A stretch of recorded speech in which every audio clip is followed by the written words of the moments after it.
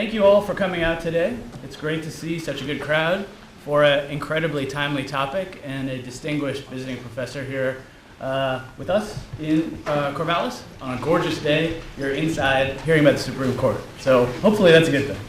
I'm Christopher Nichols. I'm a historian here at OSU, also director of the Citizenship and Crisis Initiative, working with the director of the School of History, Philosophy, and Religion, Ben Muchler, and a great team of scholars, staff, interns. I've been collaborating on this with Professor Roy Solberg of Political Science, and two great interns. This year we've got Samantha Trunkett, who's back running around. In the previous year we had a fantastic intern, Andy Sue, who's still here helping us organize as well. So thank you all for all your work this year. It will continue.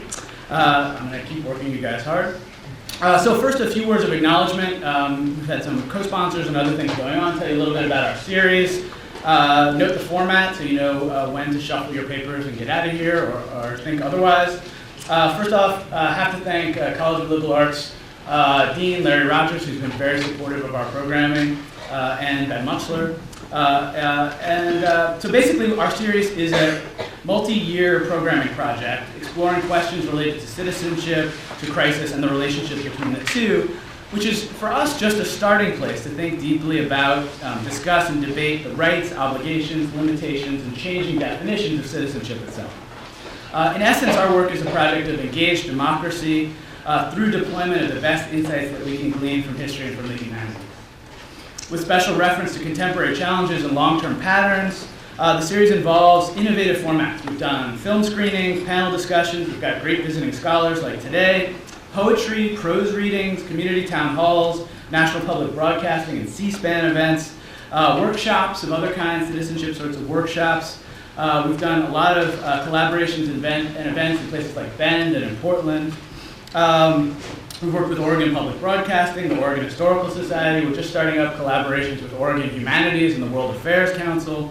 And lots of parts of OSU are involved, from my colleagues in philosophy and religious studies, to the American Studies Faculty Working Group, the Center for the Humanities, Public School, Public Policy, theater and communications, language, culture and society, literature, writing and film, you name it. We're all involved. So this is a pretty big tent kind of an organization and effort. So next week, it's incumbent on me to say that we've got next March 3rd on Thursday at noon here, just one floor below, I guess, in the multi-purpose room. We'll be back at it again talking about political polarization. We've got flyers in back for this event and many others. So that'll be at noon. We'll have some food, actually. Seems fair. We're going to have you at noon.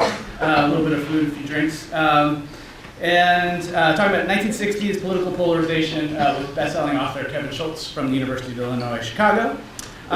We also have what portends to be a really exceptional panel on gender pay differential, which I think will be really interesting to our student body here. We've been working really hard to get data on recent OSU grads. It's anecdotal, it's not perfect, but we're trying to figure out really how gender pay differential operates for our male and female grads coming out of OSU and what that means more broadly situated in historical and political context. In May, we've got a really exciting international conference that I've been working on for years, which is talking to some of my students about, Rethinking Grand Strategy. And the highlight of that is going to be just a really spectacular talk, probably a lot like ours tonight, by a Pulitzer Prize winning historian, Fred Logoball. He's a Harvard historian, a scholar of Vietnam and JFK. He's going to talk about whether or not the U.S. has had a grand strategy in its foreign policy and whether or not that's a good or a bad thing. All right, I could go on and on about all of our great programs, but that's not my job here. I'm actually just passing the baton off to my colleague, Professor Roy Solberg, to introduce our distinguished speaker today. And I just wanted to say it's been terrific collaborating with you, Rory, and I greatly look forward to hearing what Jeff Siegel has to say. And I'm thankful for all of you coming out today. So please, as you're listening, think about questions and comments. We'll have some good time for Q&A, and we're here in part because of all of you. So we want your engagement with the questions, the critical questions that we're discussing and analyzing as a group. So now moving on to the actual introduction.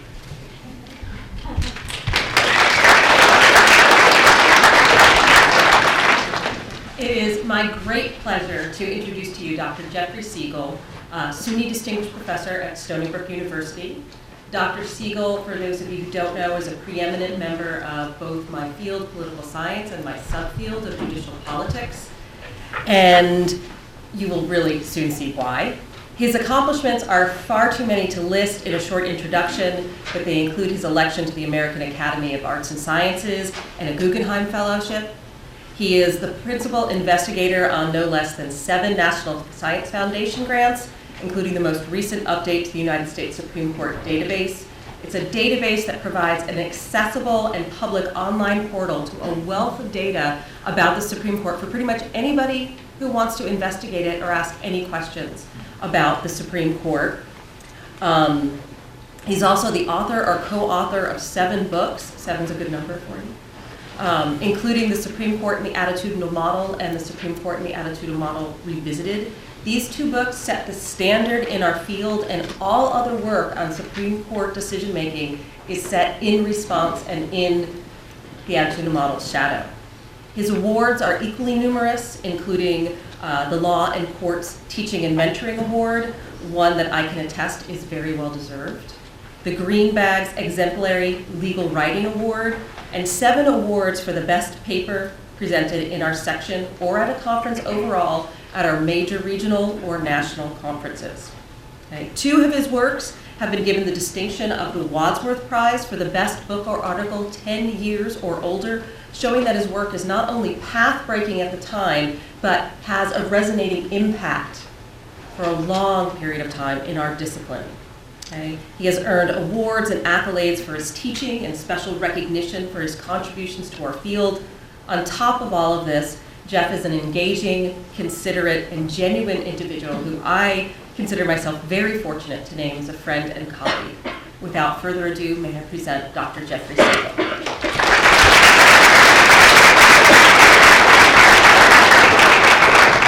It's a pleasure, it's a real pleasure to be here in this beautiful campus on this beautiful day, however rare it might be for the sun, that yellow thing in the sky to show up. I want to thank Professor Picino, Professor Nichols, and Professor Solberg, who I've been friends with for a long time, for inviting me out here. It's great to see so many eager people out in the audience. So the title of the talk, we're going to look today at support for the First Amendment among justices of the Supreme Court. And there are 3 different views as to who supports the First Amendment. The political science view, and this goes back to the 1950s or 1940s, people like C. Herman Pritchett, Glendon Schubert, and Harold Spaeth, Spaeth was my advisor, is that it's liberals who support First Amendment values. More recently, law professors and articles in law reviews have argued that actually it's conservatives who are more supportive of First Amendment values. And then the political psychology view is that it is friends who are supportive of First Amendment values. That is, liberals will support First Amendment values when it's liberal speech. Conservatives will support it when it's conservative speech. And that is called in-group bias. So in-group bias holds that humans naturally think in us versus them terms. Salient factors could be things such as race, ethnicity, religion, ideology, or citizenship, and we've seen a lot of that. Less salient factors involve trivial things like your favorite painter or randomly assigned colors to teams. You assign one group blue color, the other group a red color, and they will start to have greater affection toward people who will naturally do that. I think also the salient factor would have to include, that's okay, sports rooting. I know I was in Tel Aviv last year. I was wearing something from Michigan State where I did my graduate education. And I'm walking on the boardwalk in Tel Aviv, and someone passes me by and says, "Go green," and I responded, "Go white." So you tell me whether sports matters if you knew that I had this, does this make you like me more? So I hasten to add that my son is a fan of the Ducks, so maybe he won't like me as much. So in terms of judges and in-group bias, this is massively understudied, but as far back as 1973, Harold Spaeth was writing about judicial decisions being based not only on the attitude toward the situation, AS, but on the attitude toward the objects, AO. And there have been some studies that have pointed in this direction. Boyd et al. In 2010 on gender bias in discrimination cases, race, religion, and party. I can talk more about these studies later if you want. But let me just give you a simple presentation about the various views. So the political science view is that, can't see the light thing, but just going across here, is that liberals are supportive of First Amendment values, whether the speech is liberal or conservative, and that conservatives are in favor of regulation, whether the speech is liberal or conservative.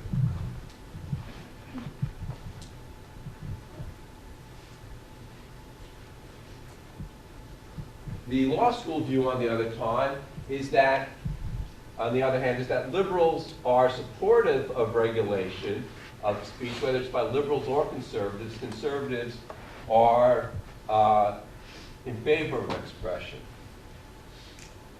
Oops, too far.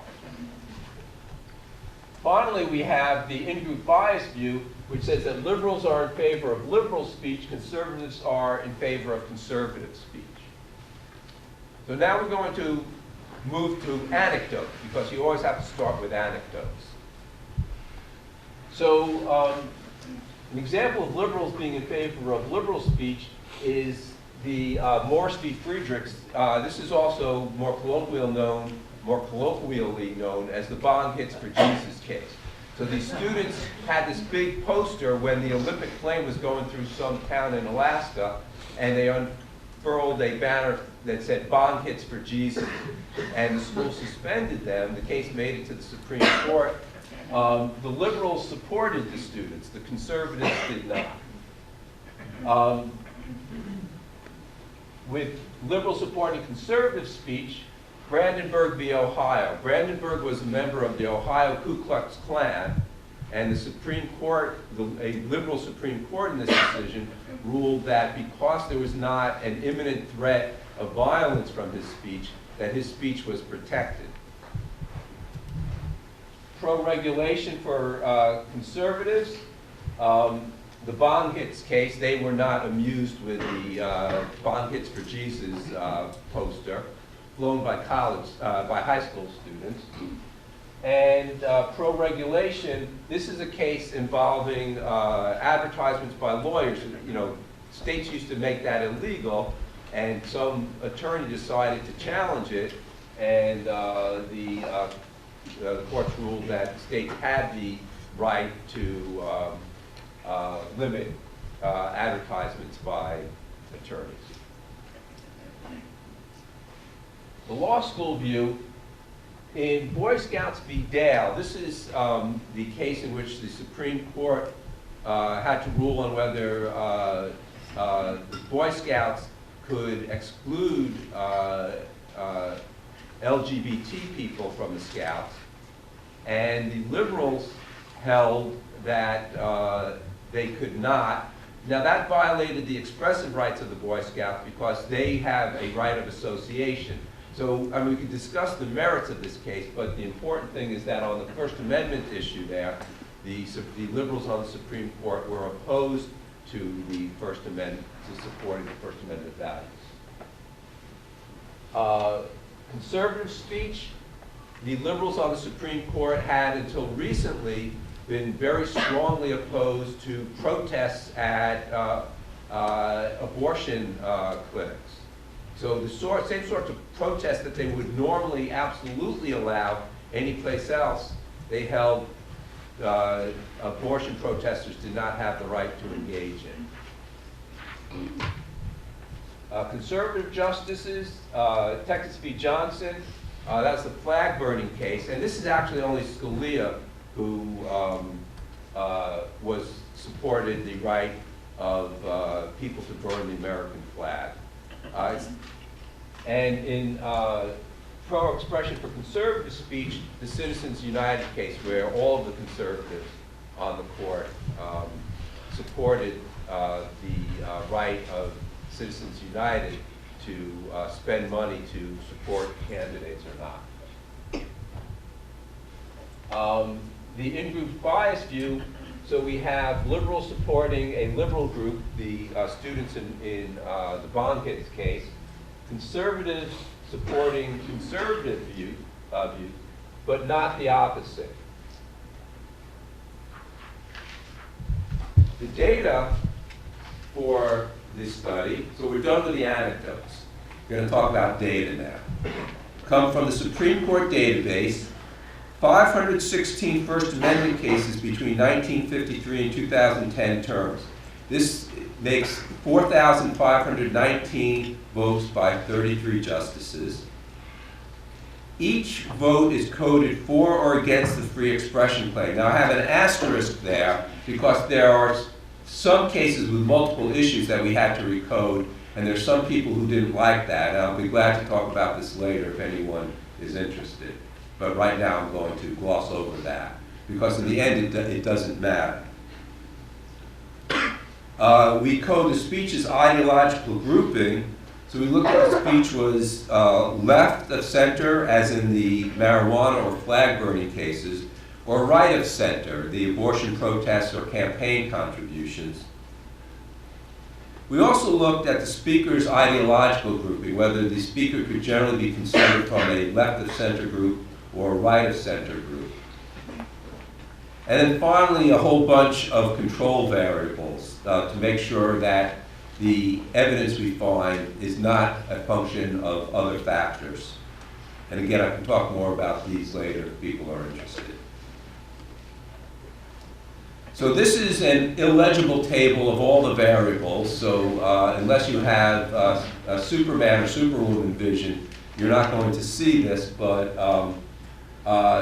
there are only a couple of these that are important. Most of these are control variables.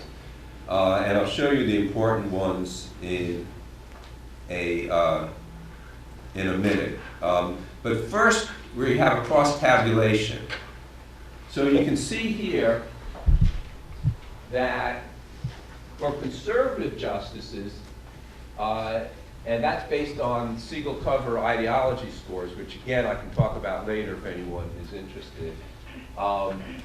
Conservative justices will support the free speech claim when it's liberal speech 38% of the time, whereas they support the free speech claim when it's conservative speech 54% of the time. Alternatively, the liberal justices, when it's liberal speech, will support the speech claims 77% of the time, and when it's conservative justices, they'll support it 55% of the time. So we do see some evidence, without controlling for other factors, of in-group bias. But we want to control for other factors, and we do that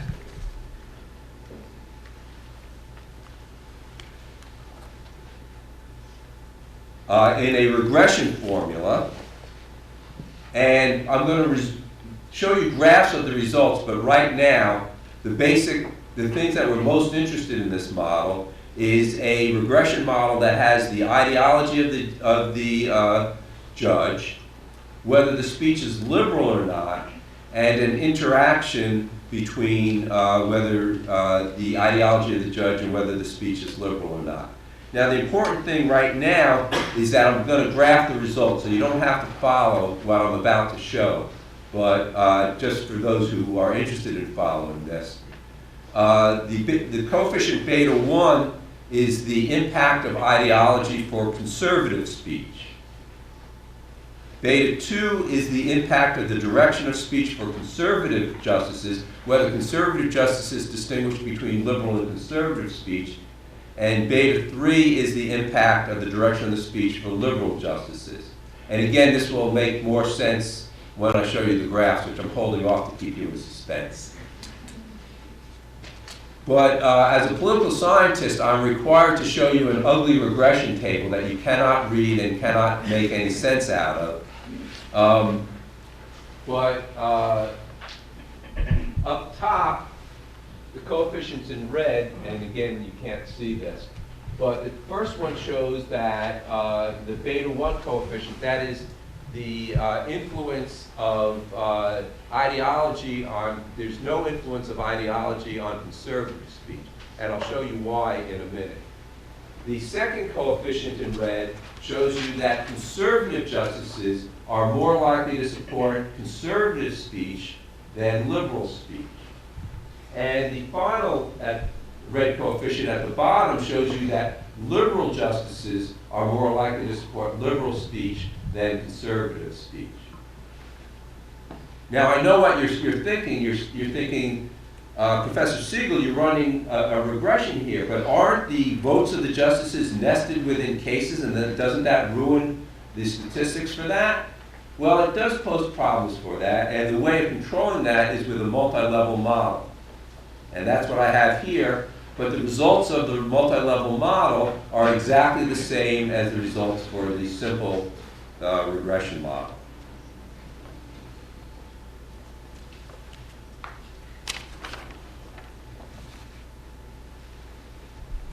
So just to put this simply, these are the results for various justices, how often they support speech claims, whether the speech is liberal or the speech is conservative.